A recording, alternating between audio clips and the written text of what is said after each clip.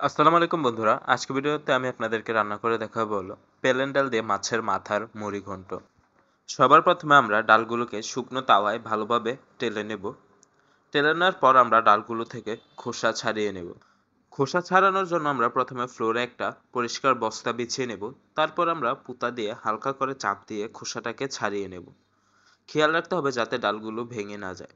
তারপর আমরা ডালগুলোকে লবণ এবং হলুদ দিয়ে কিছুটা ভাপিয়ে নেব। পুরো সেদ্ধ করব না, অল্প একটু সময় নিয়ে ভাপিয়ে নেব। তারপর আমরা মাছের মাথাটাকে কেটে ছোট ছোট টুকরো করে নেব। আপনারা আপনাদের মতো টুকরো করে নিতে পারেন।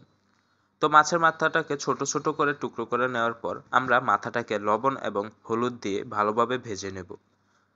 মাথাটাকে খুব ভালোভাবে ভেজে নেওয়ার পর আমরা একটা কড়াইয়ে তেলে দিয়ে দেবো হচ্ছে পেঁয়াজ। পেঁয়াজটাকে আমরা বাদামি হওয়া পর্যন্ত ভেজে নেব।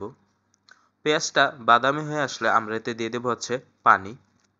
পানি দেওয়ার পর আমরা এতে দিয়ে দেবো হচ্ছে স্বাদ মতো লবণ। লবণের পর আমরা এতে দিয়ে দেবো হচ্ছে সামান্য পরিমাণে হলুদের গুঁড়া, 2 চা চামচ পরিমাণে মরিচের গুঁড়া। তারপর আমরা এতে দিয়ে দেবো হচ্ছে 1 চা চামচ পরিমাণে ধনিয়ার গুঁড়া। দেওয়ার পর আমরা সবগুলো মশলাকে কিছুক্ষণ মিশিয়ে নেব।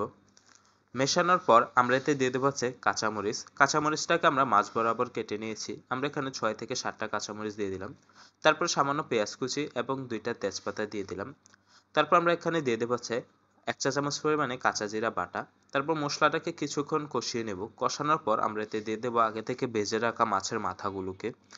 মাছের মাথাটা দেওয়ার পর আমরা এটাকেও খুব ভালোভাবে নেড়ে মিশিয়ে মাথাটাকে কিছুক্ষণ কষিয়ে নেব। তো মাছের মাথাটাকে আমরা কিছুক্ষণ ঢেকে রেখে দেব যাতে ভালোভাবে মশলাটা কষে যায়। কিছুক্ষণ ঢেকে রাখার পর আমরা এতে দিয়ে দেব হচ্ছে আগে থেকে ভাপিয়ে রাখা ডালগুলো। ডালটা দেওয়ার পর আমরা ডালটাকে ভালো করে মেখে কিছুক্ষণ সময় নিয়ে কষিয়ে নেব যাতে ডালের ভেতর সবগুলো মশলা খুব ভালোভাবে লেগে যায়।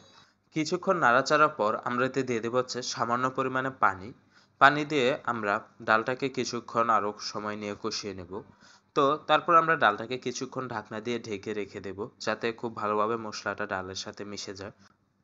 তারপর আমরা এতে দিয়ে দেবো হচ্ছে বড় 2 বাটি পরিমাণে পানি। যেহেতু তরকারিটা একটু ঝোল ঝোল হবে তাই পানি একটু বেশি প্রয়োজন হবে যাতে ডালটা এবং মাছটা ভালোভাবে সেদ্ধ হয়। পানি দেওয়ার পর আমরা এতে আবারও দিয়ে দেবো হচ্ছে সামান্য পরিমাণে জিরা বাটা। জিরা বাটা দিয়ে আমরা মাছটাকে সময় নিয়ে ভালোভাবে রান্না করব।